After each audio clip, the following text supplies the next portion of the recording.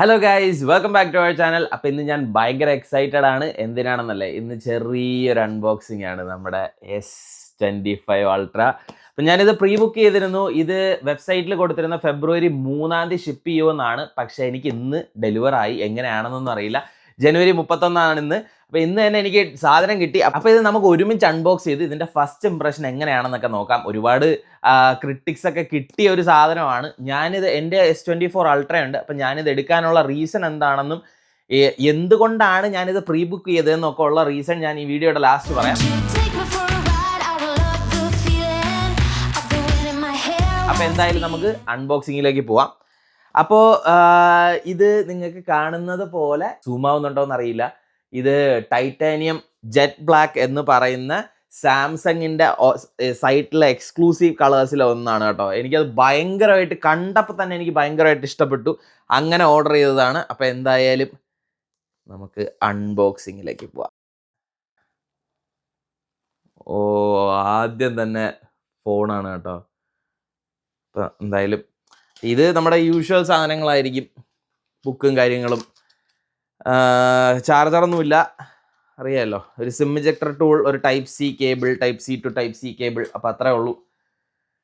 അപ്പോൾ എന്തായാലും ഫോൺ എടുക്കാം. നൈസ് കേട്ടോ, ഭയങ്കര ലൈറ്റ് വെയിറ്റ് ആയിട്ട് തോന്നുന്നുണ്ട് കേട്ടോ. അപ്പോൾ മറ്റേ 24 ഇത് എടുത്തപ്പോൾ ഇതാണ് ഫോൺ. ഫുൾ ഒരു ബ്ലാക്ക് കളറാണ്. ഈ എഡ്ജസും എല്ലാം ബ്ലാക്ക് ആണ്. ഫുൾ കംപ്ലീറ്റ് ബ്ലാക്ക് കളറാണ്. ഇതാണ് എനിക്ക് ഭയങ്കരമായിട്ട് ഇഷ്ടപ്പെട്ടത്. കുറേ നാളായി ഞാനൊരു ബ്ലാക്ക് കളർ ഫോൺ എടുത്തിട്ട്. എൻ്റെ 22 അൾട്ര ഗ്രീൻ ആയിരുന്നു, 24 അൾട്ര വയലറ്റ് ആണ്. അപ്പോൾ എനിക്ക് ഈ കളർ കണ്ടപ്പോൾ വേറെ ഒന്നും ഞാൻ ആലോചിച്ചില്ല, അപ്പം തന്നെ ഓർഡർ ചെയ്തു. അത്രയ്ക്ക് അടിപൊളിയായിട്ട് എനിക്ക് ഫീൽ ചെയ്തു കേട്ടോ. എൻ്റെ പേഴ്സണൽ ഒപ്പീനിയൻ ആണ്. ഫുൾ 4 കോർണേഴ്സും കളറ് ഫുൾ, പക്ഷെ ഭയങ്കര ലൈറ്റ് വെയിറ്റ് ആയിട്ട് ഫീൽ ചെയ്യുന്നുണ്ട് കേട്ടോ. കയ്യിൽ വയ്ക്കുമ്പോഴാണെങ്കിലും ഈ റൗണ്ടഡ് എഡ്ജ് വന്നപ്പോൾ ഞാൻ വിചാരിച്ചു വലിയൊരു ഡിഫറൻസ് ഉണ്ടാവില്ല എന്ന് വിചാരിച്ചു. പക്ഷേ 24 അൾട്രയുടെ ലുക്കൊക്കെ നല്ലതാണ്, പക്ഷേ കൺവീനിയൻസ് വളരെ പാടാണ്. കാരണം കുറേ നേരം നമ്മൾ ഫോൺ ഇങ്ങനെയാണല്ലോ നമ്മൾ യൂഷ്വലി പിടിക്കാറ്. ഇങ്ങനെ പിടിക്കുമ്പോൾ കോർണേഴ്സ് ഭയങ്കരമായിട്ട് ഡിഗിൻ ചെയ്യാറുണ്ട്. അപ്പോൾ ഇത് ഞാൻ വന്നപ്പോൾ ഞാൻ വിചാരിച്ചു അത് അധികം വ്യത്യാസമൊന്നും കാണില്ല എന്നൊക്കെയാണ് വിചാരിച്ചത്. പക്ഷേ ഭയങ്കര ഡിഫറൻസ് ഉണ്ട് കേട്ടോ. നമുക്ക് അതിൻ്റെ ചേഞ്ച് മനസ്സിലാവുന്നുണ്ട്. വെയിറ്റും നല്ല ഡിഫറൻസ് ഉണ്ട്. അപ്പോൾ എന്തായാലും നമുക്ക് ഇതും കൂടെ അങ്ങ് ചെയ്യാം. ഇത് ക്യാമറയുടെ ആംഗിളൊന്നും എനിക്കറിയില്ല കേട്ടോ കറക്റ്റായിട്ട്. ഞാൻ കാണിക്കുന്ന ഓക്കെ, കാണുന്നുണ്ട്. വാച്ചിൽ ഇങ്ങനൊരു ഫീച്ചർ ഉള്ളതുകൊണ്ട് വാച്ചാണ് എൻ്റെ അസിസ്റ്റൻസ് കേട്ടോ ഇന്ന്. അപ്പോൾ വാച്ചിലാണ് കാണുന്നത്. അപ്പോൾ എന്തായാലും ഇതാ കൊള്ളാം, അടിപൊളി. ഫസ്റ്റ് ഇംപ്രഷൻ ഒരു രക്ഷയില്ല. നല്ലൊരു പ്രീമിയം ഫീലുണ്ട്, നല്ലൊരു ഇതുണ്ട്. പിന്നെ ഇത് യൂസ് ചെയ്താലേ അറിയാൻ പറ്റുള്ളൂ ഇതിൻ്റെ എത്രത്തോളം എന്താ പറയണ ഡിഫറൻസ് ഉണ്ട് എന്നൊക്കെ ഉള്ളത്. അപ്പോൾ എന്തായാലും എസ് പെൻ ഈ ഒരു കോർണറിലാണ് ഇരിക്കുന്നത് കേട്ടോ. എസ് പെന്നും കൂടെ നമുക്കൊന്ന് നോക്കാം.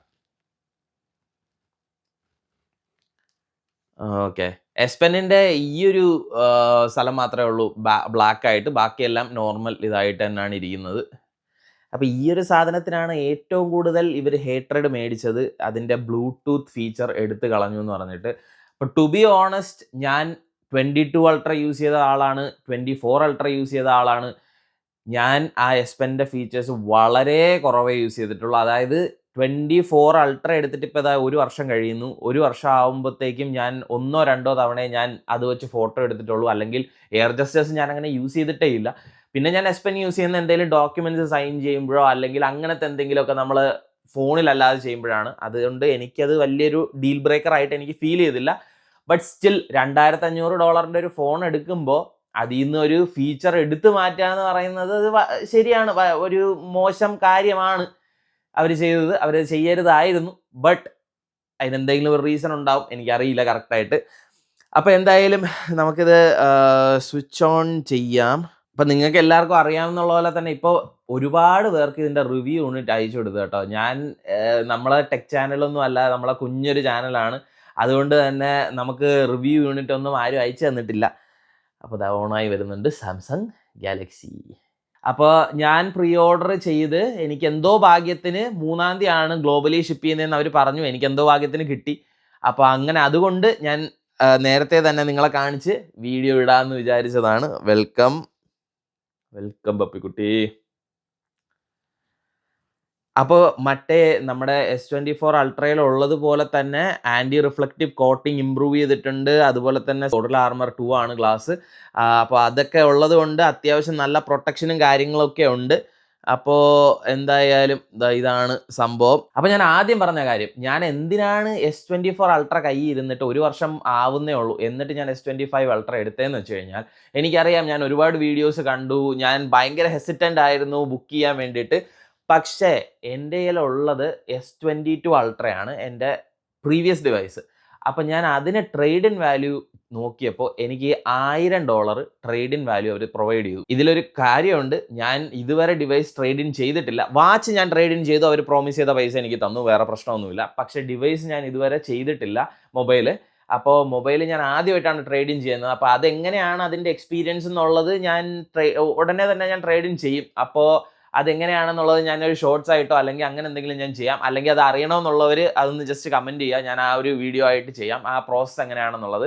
അപ്പോൾ നമുക്ക് കാനഡയിലുണ്ടായിരുന്ന പ്രീ ഓർഡർ ഡീൽസ് എന്ന് പറയുന്നത് കഴിഞ്ഞ പ്രാവശ്യത്തെ പോലെ സ്റ്റോറേജ് അപ്ഗ്രേഡ് തന്നില്ല. ഇവന്മാർ തേച്ച് വൃത്തിയിട്ടവന്മാർ സ്റ്റോറേജ് അപ്ഗ്രേഡ് തന്നില്ല. ഞാൻ സാംസങ്ങിലൊക്കെ വിളിച്ചു ചോദിച്ചു. അപ്പോൾ അത് ഓരോ റീജിയൻ വൈസ് ആണ് അവരുടെ പ്രീ ഓർഡർ പ്രൊമോ എന്നാണ് അവർ പറയുന്നത്. എന്തായാലും കാനഡയിലുള്ളവർ തേഞ്ഞു.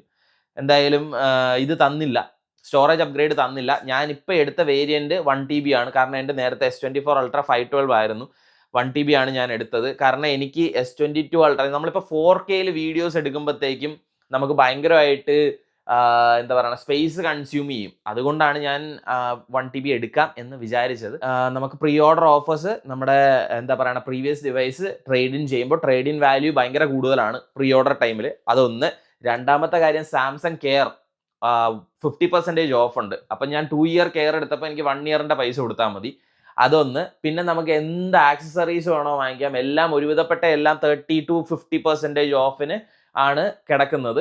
അപ്പം ഞാൻ ഇതിനൊരു റിഫ്ലക്റ്റീവ് എന്താ പറയുക ഒരു സ്റ്റിക്കറാണ് മേടിച്ചത്. ഞാൻ ടെമ്പേർഡ് ഗ്ലാസ് ഒട്ടിക്കാതെ നോക്കാം എന്ന് വിചാരിച്ചു. കാരണം ഞാൻ S24 അൾട്രയ്ക്ക് പേടിച്ച് ഞാൻ ടെമ്പേർഡ് ഗ്ലാസ് ഒട്ടിച്ചിരുന്നു. ടെമ്പേർഡ് ഗ്ലാസ് ഒട്ടിക്കുമ്പോഴത്തേക്കും ഈ ആൻറ്റി റിഫ്ലക്റ്റീവ് കോട്ടിംഗ് എന്ന് പറയുന്ന കംപ്ലീറ്റ് ആയിട്ട് അങ്ങ് പോകും. പിന്നെ എന്തിനാണ് നമ്മൾ ഈ ആൻറ്റി റിഫ്ലക്റ്റീവ് കോട്ടിങ്? അത് ഏറ്റവും നല്ല യൂസ് ഉള്ളൊരു ഫീച്ചറാണെന്നാണ് എല്ലാവരും പറയണത്. അപ്പോൾ എനിക്ക് ഇതിലെങ്കിലും അത് എക്സ്പീരിയൻസ് ചെയ്യണമെന്നുണ്ട്. അപ്പോൾ അതുകൊണ്ട് ഞാനൊരു ആൻറ്റി റിഫ്ലക്റ്റീവ് കോട്ടിംഗ് ഉള്ള ഒരു എന്താ പറയണ സ്റ്റിക്കർ, ഒരു എന്താ ഇതിൻ്റെ ഫ്രണ്ടിൽ ഒട്ടിക്കുന്ന ഒരു സാധനം, ഒരു സ്റ്റിക്കർ, അത് ഞാൻ സാംസങ്ങിൽ നിന്ന് തന്നെ ഓർഡർ ചെയ്തു. അത് $40 ആയിരുന്നു, അത് $20 കിട്ടും. അപ്പോൾ ഇനി ഇതിൻ്റെ കേസ് ഉണ്ട്. കേസ് ഞാൻ എന്തായാലും ഇടൂടെ, പേടിയാണ് ഈ സാധനം. അപ്പോൾ എന്തായാലും ബാക്കിയുള്ള കാര്യങ്ങളൊക്കെ സെറ്റ് ചെയ്ത് വരുന്നു. വൈഫൈ സെറ്റ് ചെയ്തു. ഇപ്പോൾ ഇനി മൊബൈൽ നെറ്റ്വർക്ക് സെറ്റ് ചെയ്യണം. അപ്പോൾ ഇനി ഇതിൽ നിന്ന് സിം എടുത്ത് ഇതിലോട്ട് ഇടണം.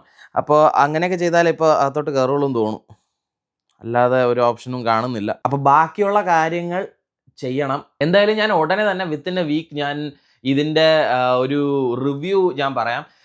ഞാൻ ഓൾറെഡി S24 അൾട്രയുടെ റിവ്യൂ ഞാൻ ഇട്ടിട്ടുണ്ട്. അപ്പോൾ അതിൽ ഞാൻ പറഞ്ഞതുപോലെ തന്നെ ഞാൻ ഇങ്ങനെ ഭയങ്കര ഒരു ടെക് ഗീക്ക് കാര്യങ്ങളൊന്നും അല്ല.